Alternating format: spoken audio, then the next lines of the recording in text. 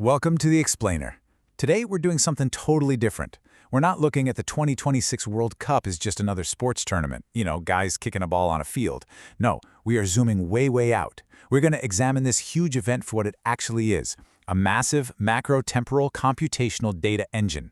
Right? In this digital era where we're just drowning in infinite AI-generated noise, endless sports commentary, and the mindless social media scroll, this tournament is actually something incredibly rare.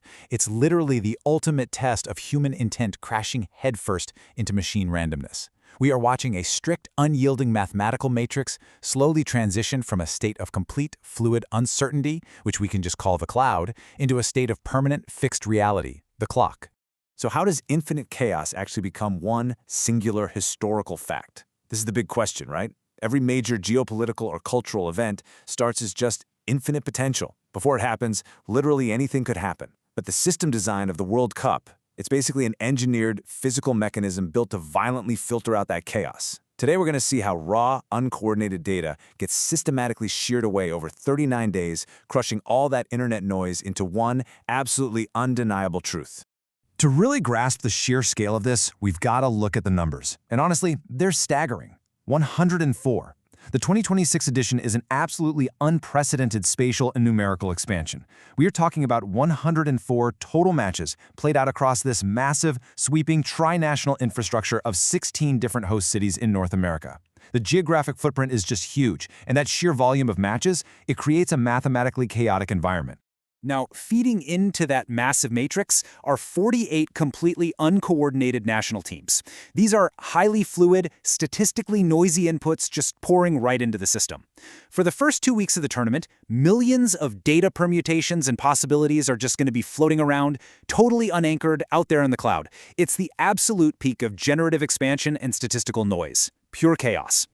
But then, you know what happens. The system clamps down.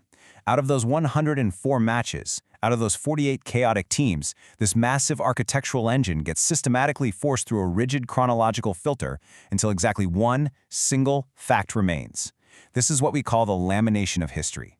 It goes from being a probability to becoming an immutable, permanent record on the global ledger. Now, really quick, before we decode the mechanics of this timeline, we do need to run a quick system verification.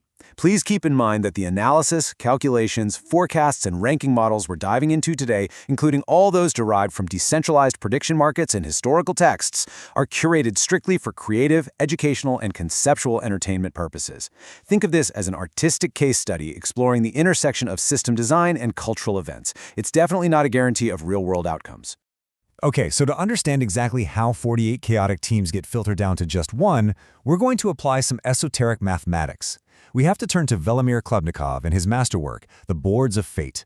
Now, Klebnikov, he wasn't some mystic. He actually called himself a discoverer of the laws of time. He believed history itself was a computational universe governed by mathematical waves. Get this, using exponential time loops, Klebnikov famously and incredibly accurately predicted the exact fall of the Russian Empire in 1917, literally years before it happened. He saw time as this unyielding numeric law. And his fundamental discovery, it was that time basically operates on a rhythm of exponential bases, specifically base 3 and base 2. The power of 3 is the law of disruption. It's the mathematical signature of conflict, rapid, completely unexpected upsets, and wildly chaotic shifts in momentum. Conversely, the power of 2 is the exact opposite. It's the law of harmony. It brings structural consensus, pure geometrical elimination, and steady convergence. And guys, these two forces are directly at war within the structure of the World Cup.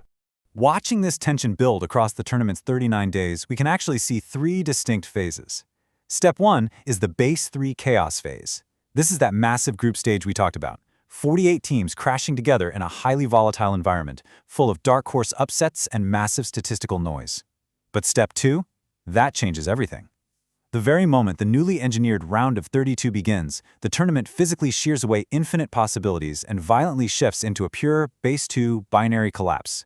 Those fluid, cloud-like possibilities are completely gone, instantly replaced by a rigid mathematical elimination tree. And finally, step 3 is the ultimate temporal lamination, that final match where the absolute last remaining timeline is permanently locked in. As we transition from these abstract mathematical laws right into high-stakes market realities, here is system verification number 2. This is a vital reminder. Absolutely nothing contained within this explainer constitutes financial or investment advice. Any decisions made based on information or numbers generated by decentralized markets like Polymarket or Kalshi, that is entirely the sole responsibility of the individual user. All right, so here's the crucial point. How do we actually assign real-world values to these wild temporal laws? Well, we look straight at the ledger. By pooling human intelligence through decentralized Web3 prediction markets, literally billions of dollars bypass the traditional institutional walls of FIFA to assign exact implied network probabilities to each nation. We're talking France leading the pack at 18 to 19%, followed really closely by Spain at 16 to 17%, and trailing all the way down to the United States co-host sitting at roughly 1 to 3%. These markets are actively functioning right now, filtering all the chaos of the cloud into clear, actionable probability vectors. And honestly, this brilliantly illustrates the ultimate dialectical clash of the entire tournament. The global consensus network is showing us this razor-thin margin between the top two market sovereigns, France and Spain. The market makers haven't even chosen a single dominant outcome yet. Instead, they perfectly recognize that authorship of this 2026 tournament is going to come down to an intense, undeniable friction between two incredibly distinct systemic architectures. Let's break down this friction using our mathematical laws because it's fascinating. Spain, sitting like there at a 17% implied probability, perfectly represents the vector of pure form. They're a system completely aligned with that base 2 law of beautiful geometric convergence. Led by Lamine Yamal, their tactical layout basically mimics a predictable, optimized, impeccably clean algorithm. France, on the other hand, at 19%, is the vector of structural reversal. They embody the base 3 law of physical torque and heavy, brute force disruption, totally spearheaded by the explosive individual agency of Kylian Mbappé. So it's literally pure structural harmony going head-to-head against aggressive physical reversal. But here is exactly where the environment steps in and dictates the outcome. We can consult the classic Destiny treatise, the DT and Sway, which points out that an overly dense, expansive matrix automatically injects massive chaos. Quote, under the weight of this friction, pure structural beauty fractures. See, the 2026 World Cup isn't a standard system. It is a grueling 104-match gauntlet spread out across 16 distinct North American cities. While Spain's pristine structural engine functions flawlessly in, say, low-friction environments, the sheer physical exhaustion and the insane travel matrix of this expanded multinational format is going to take a huge toll. Under the weight of this unprecedented friction, pure structural beauty inherently and inevitably fractures.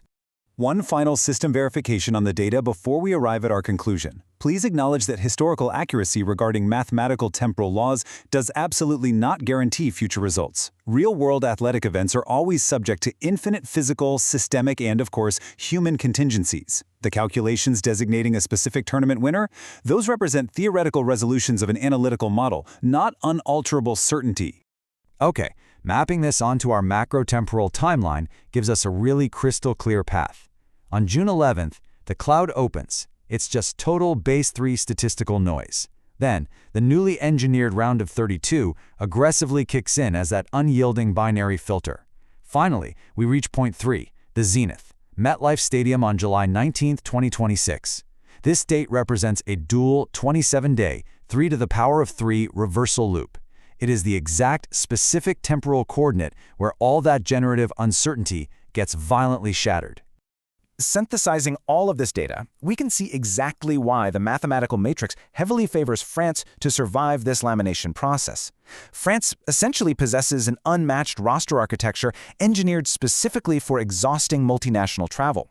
They don't just survive the base 3 law of disruption, they genuinely have the highest capacity to weaponize it. They aren't relying on perfect geometric symmetry, right? They're relying on clinical counterstrikes designed to directly exploit the very structural exhaustion that will inevitably collapse teams like Spain.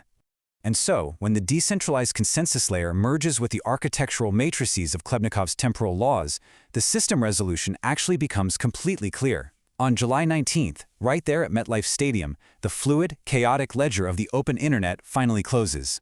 France will be permanently, immutably written into the clock as the sovereign master of the 23rd World Cup. In the prediction markets, this translates to an undeniable crystallized fact. The contract for France resolves permanently to $1 single. Which kind of leaves us with this final, genuinely profound thought about numeric humanism. The World Cup matrix proves that meaning is really only truly earned through rigid constraints. Just as 48 chaotic teams are mathematically forced through a fixed 39-day window to create one undeniable historical reality, we kind of have to ask ourselves, as digital content and AI noise become increasingly infinite and boundless all around us, is verifiable, unyielding structure the only asset that actually scales? Thanks so much for joining me on this explainer. Keep questioning the noise and always look for the structure beneath it.